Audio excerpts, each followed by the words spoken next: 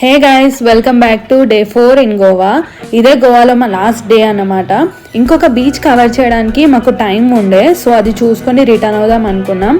Early morning view చూడండి ఎంత బాగుందో. మా స్టే ఉండి మేమున్న స్టే నుండి వ్యూ అయితే క్రేజీ ఉండే. మీకు కనబడేది అదంతా సీనే. ఇంకా రూమ్ చెక్అవుట్ చేసి పలోలం బీచ్కి స్టార్ట్ అయ్యాము. పలోలం బీచ్ అనేది సౌత్ గోవాకి హార్ట్ లాగా అన్నమాట, చాలా బాగుంటుంది.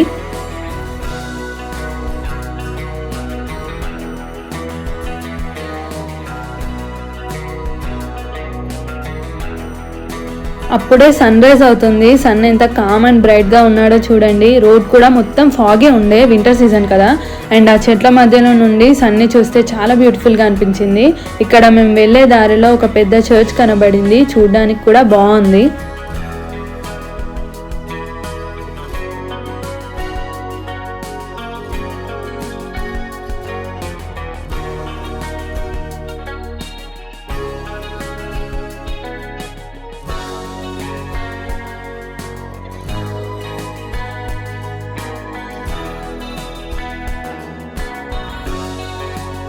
సో ఫైనల్గా మేము పలోలం బీచ్కి అయితే రీచ్ అయ్యాము. బీచ్ అయితే ఎక్స్పెక్ట్ చేసినట్టే ఉంది. చుట్టూ కోకోనట్ అండ్ పామ్ ట్రీస్తో మంచి సీనరీతో చాలా సీనిక్గా ఉంది. శాండ్ అయితే వైట్ కలర్లో ఉంది, వాటర్ అయితే క్రిస్టల్ బ్లూ కలర్లో స్పెషల్గా ఉన్నాయి. నాకు అంతా క్లియర్గా ఉన్న వాటర్ని చూస్తే భలే అనిపించింది. ఈ బీచ్ వచ్చేసి క్రెసెంట్ షేప్లో ఉంది, అంటే హాఫ్ మూన్ షేప్ అన్నట్టు. ఇక్కడ చాలామంది ఫారినర్సే ఉన్నారు, కయాకింగ్ కూడా చేస్తున్నారు.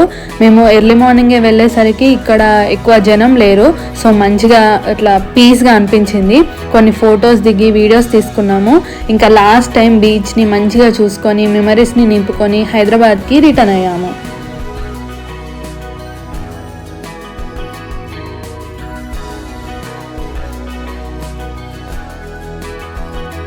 కానీ నాకు ఆ సముద్రంని ఎంత చూసినా, ఎన్నిసార్లు చూసినా ఇంకా అక్కడే ఉండాలనిపించింది. బట్ వెళ్ళాలి, తప్పదు. మొత్తానికి మేము సౌత్ గోవా, నార్త్ గోవాలో మ్యాండేటరీ ప్లేసెస్ అయితే కవర్ చేసాము. బీచ్ల మీద బీచ్లకు వెళ్ళాము. అసలు అడుగడుకు ఒక బీచ్ ఉంది. అన్ని తిరిగేసరికి ఆ బీచ్ నేమ్సే మర్చిపోయాం. అన్ని బీచెస్ ఉన్నాయి మరి అక్కడ. రిటర్న్ వెళ్ళే దారిలో చాలా విండ్ మిల్స్ కనబడ్డాయి. ఇన్ని చూడడం ఇదే ఫస్ట్ టైం అన్నమాట. So yeah, this is it. Thanks for watching our video. Don't forget to like, share and subscribe to our channel Triveni Pranay. Lots of love. Bye.